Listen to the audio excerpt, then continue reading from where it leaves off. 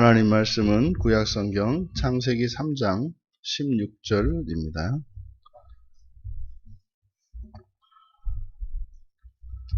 우리 같이 한 목소리로 함께 읽겠습니다.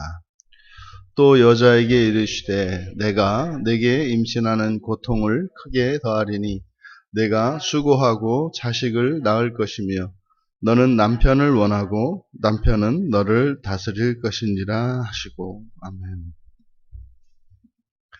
여자에게 내리신 여호와의 처분이라는 제목으로 설교하려고 합니다. 이제 에덴 동산에서 하나님 말씀에 불순종하여 금단의 열매를 먹었습니다. 그러니까 선악의 지식의 나무라고 되어 있는 금하신 그 나무의 열매를 먹었습니다. 그래서 그 열매를 먹으면 반드시 죽을 것이다. 그래서 그 나무의 열매는 죽음과 함께 묶여 있는 거죠. 그래서 그것을 먹게 되면 죽음을 이제 맛보게 되는 겁니다. 그래서 이제 뱀에게 하나님께서 저주를 내리셨고 또 그것을 통해서 모든 동물에게 저주가 내려졌습니다. 그리고 이제 여자와 남자에게 이제 하나님께서 처분을 내리시는데 여기서 하나님이 내리시는 이 처분, 이것이 이제 곧 죽음의 한 양상들인 거죠. 죽는 것이 무엇인지를 가르쳐 주시는 겁니다. 이런 것이 죽음이다. 그러면 이제 여자에게 내리신 처분을 보면 임신하는 고통을 크게 더할 것이다. 여기서 이제 우리말 성경은 두 개를 이해하기 쉽도록 이렇게 임신하는 고통, 그래서 서로 이제 수식 관계로 이렇게 해 놓았습니다만 원문에서는 그냥 고통 그대로 고통과 임신을 이렇게 되어 있습니다. 고통과 임신을 크게 더하실 것이다. 그러니까 이제 그 의미상으로 보면 명사 두 개를 나열을 해 놓았는데 뒤에 이어지는 네가 수고하고 자식을 낳을 것이다 되어 있기 때문에 여기서 말하는 고통은 임신과 관련되어진 고통, 그리고 출산, 수고하고 라고 하는 이 말도 마찬가지로 고통을 의미하는 겁니다. 그러니까 고통 속에서 자녀들을 낳을 것이다. 그러니까 이제 여성들에게 출산까지, 자녀를 낳기 위한 출산의 과정에, 임신에서 출산의 과정에 이르는 과정이 고통을 더하신 것입니다. 그러니까 이것은 바로 이게 이제 죽음의 한 양상, 그러니까 여성들이 경험하게 되는 죽음, 이것은 임신과 출산에 관련되어 있다. 이거 그러니까 참 비극인 겁니다. 왜냐하면 새 생명을 잉태하는 것이 죽음을 맛보는 게 돼요. 사실은 생명을 잉태하는 것은 이거 기쁘고 이거 참으로 영광스러운 일인데 오히려 그 생명을 잉태하고 새 생명을 낳는 그 일에 고통이 더해짐으로써 그 새 생명의 탄생을 두려워하고 꺼려지게 된 거죠. 그리고 두 번째로 너는 남편을 원하고 남편은 너를 다스릴 것이다. 여기서 이제 남편을 원하고 이렇게 되어 있습니다만 원문에서는 남편을 이게 아니라 너의 남편을 향해 이렇게 되어 있습니다. 남편을 향해 원한다라고 하는 이 테슈카는 무엇을 쫓다라는 말에서 파생된 말인데 이게 이제 열망하다 이런 뜻입니다. 그러니까 너는 너의 남편을 향해 열망을 가질 것이다. 여기서 이제 이 테슈카를 어떤 의미로 볼 것인가? 이것을 긍정적인 의미로 볼 것인가? 부정적인 의미로 볼 것인가? 이것은 이 본문 안에서 뒤에 이어지는 내용이 남편은 너를 다스릴 것이다 라고 하는 것과 짝을 이루고 있기 때문에 여기서 원한다라고 하는 이 말과 다스린다고 하는 이 말이 상대적인 말인 거죠. 그러니까 이 원하다라고 하는 이것은 남편의 다스림과 관계되어 있습니다. 그러니까 남편이 다스릴 것이지만 네가 다스리기를 원할 것이다. 이런 의미가 되는 거죠. 그래서 남편을 향하여 라고 했을 때 이 남편은 예, 남자와 여자, 그러니까 그러니까 아내가 남편에 대한 무슨 사랑, 사모하는 이런 의미이기보다는 다스림의 의미로서 그러니까 다스리기를 원할 것이다. 이렇게 되는 거죠. 그래서 여기서 남편은 남편의 지위, 이것은 더 나아가 하나님께서 주시는 남편의 권위가 되겠죠. 남편의 권위, 그 지위를 너는 열망하게 될 것이다. 하지만 이루어지지 않을 것이다. 남편은 너를 다스릴 것이다. 이것이 두 번째 아내된 여자에게 내려진 여자들이 경험하게 되는 죽음입니다. 그러니까 가장 싫어하는 거다 이 말이에요. 가장 견딜 수 없는 이것이 바로 죽음의 양상이라고 하는 거죠. 실제로 신약에서 아내들에게 주는 명령은 복종하라고 하는 거죠. 그래서 에베소서 5장과 골로새서 3장 18절 그리고 베드로전서 3장 1절에서 아내들이 남편에게 복종할 것에 대해서 말씀을 합니다. 에베소서 5장 22절에서는 죽게 하듯 하라. 남편에게 복종하기를 죽게 하듯 하라. 여기서 아내들은 누굽니까? 그리스도 안에 있는 아내들입니다. 이것은 지금 에덴 동산에서 타락한 이후에 여호와께서 내려주신 이 처분, 그러니까 죽음이죠. 그러니까 죽음 아래 있는 여인들과 그리스도 안에서 새 생명을 가진 여인들 사이의 차이점을 말하는 거죠. 그렇다면은 신약 성경에서 이야기하는 이 아내들의 이 순종과 복종이라고 하는 것은 굉장히 중요한 의미인 겁니다. 이것은 여자들이 구원의 증거가 되는 거예요. 여자들에게는. 그러니까 여자들이 예수 안에서 구원을 얻은 증거를 바로 이곳에서 여호와께서 여자들에게 내리신 그 처분과 관련해서 우리가 그 구원의 증거를 확실하게 찾을 수가 있는 겁니다. 그러니까 범죄하여 타락한 여자들에게 여호와께서 내리신 이 두 가지 양상의 죽음. 그 첫째는 자녀를 임신하여 출산하는 것과 관련되고, 두 번째는 남편과의 관계에 관련됩니다. 그러면 내가 예수를 믿는 사람인가 아닌가? 이때 예수를 믿었다라고 하는 것은 온전한 믿음을 이야기하는 거예요. 온전히 믿은 사람, 이 사람은 죽어서 지옥 갈 필요가 없는 사람이죠. 죽어서 그대로 낙원에 가고 첫째 부활에 참여할 수 있는 사람이 누군가. 그러니까 분명히 말씀드립니다만 성경에서는요, 그러니까 명확합니다. 미래의 일이니까 그것은 하나님 주권에 달려 있고 어떻게 될지 모르지만 나도 그렇게 되길 바라지만 하나님은 그렇게 해주실 것이야 라고 하는 자기 확신 이런 것과 다릅니다. 성경은 정확하게 알 수가 있습니다. 누가요? 자기 자신은요. 자기 자신과 하나님은 내가 꼭 죽어봐야 안다? 그렇지 않습니다. 정확하게 알 수 있습니다. 그러면 여성들이 내가 정말로 완전한 죽어서 낙원에 이르고 주님이 재림하시는 그 날에 내가 정말 그 첫째 부활에 참여해서 그 하나님 나라의 그 분깃을 누리는 유업자로서 과연 참여할 수 있는 것인가? 분명히 알 수 있는 거예요.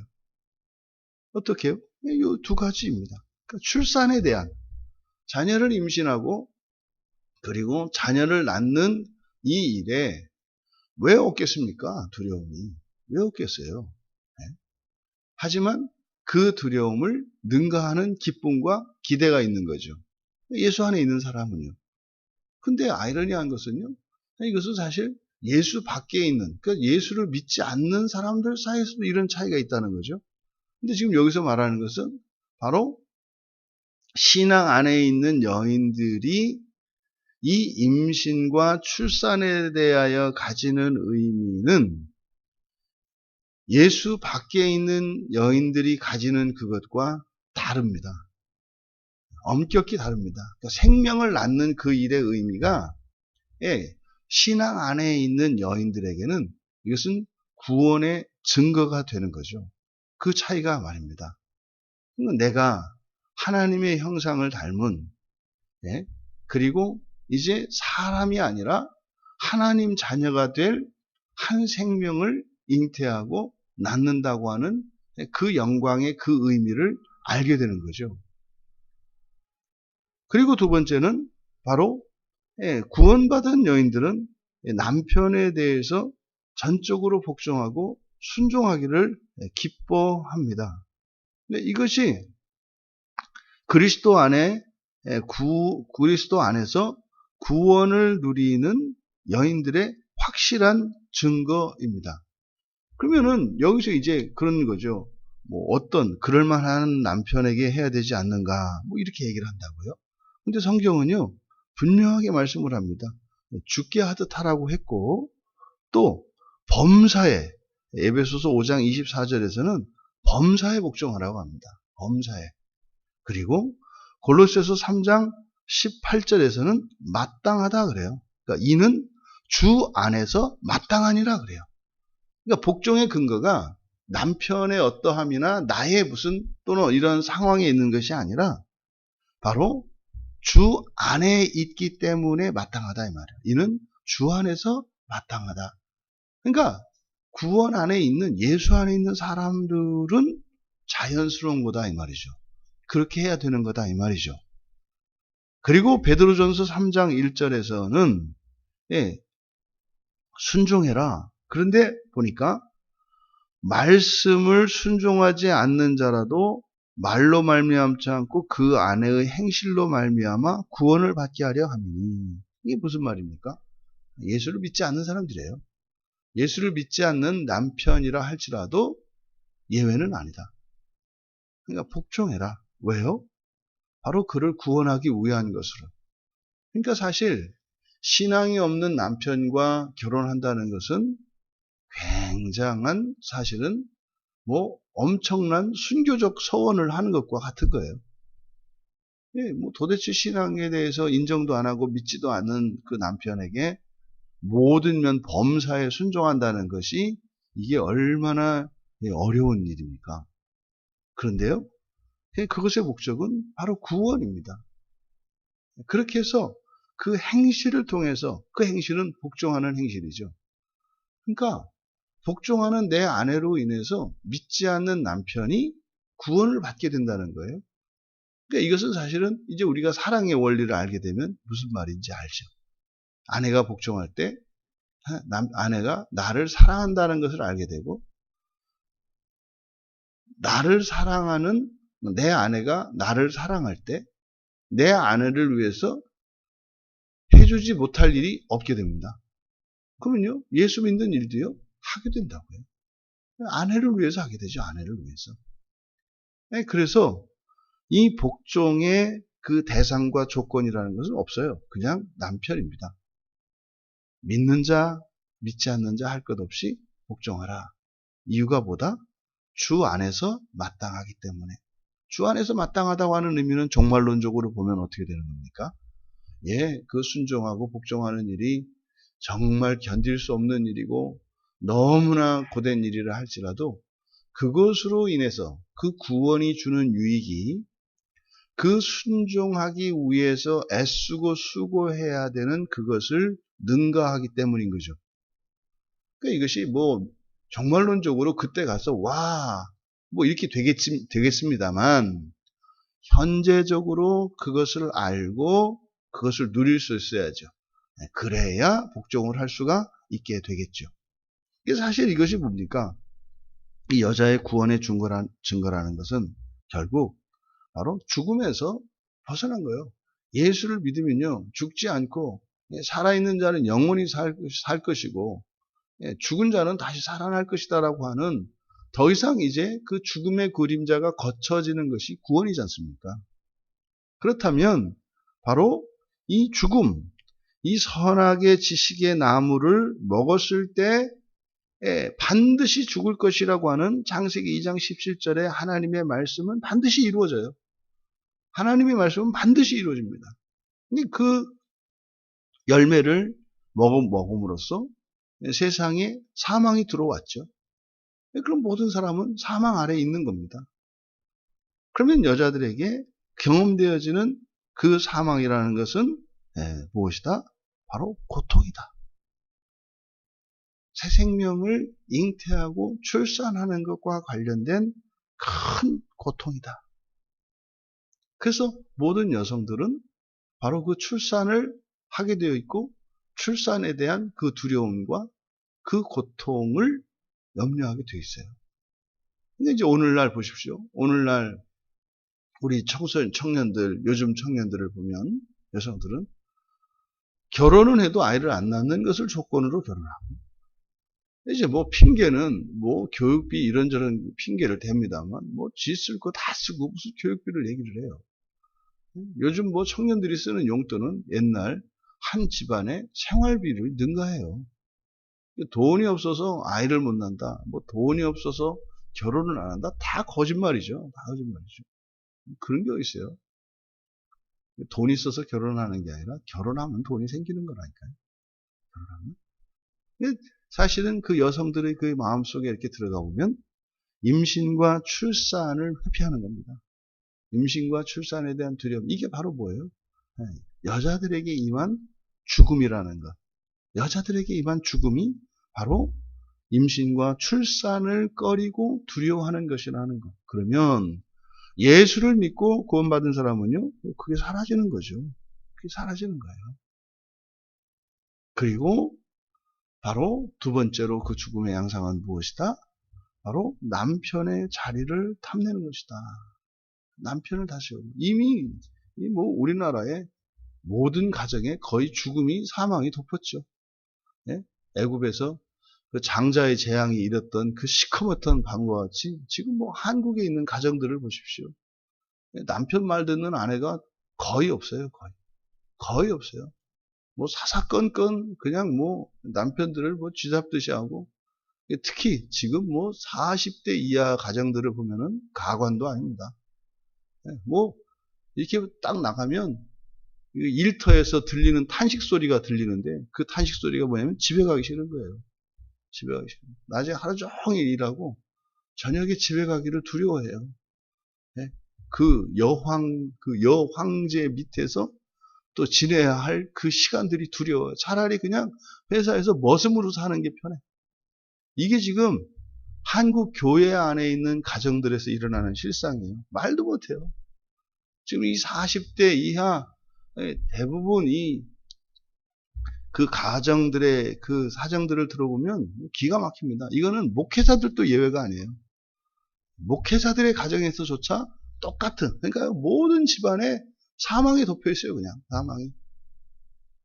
그러니까요, 뭐 안 그러면은 뭐 가정을 깨버려야 되는데 그럴 수는 없잖아요. 크리스찬이니까.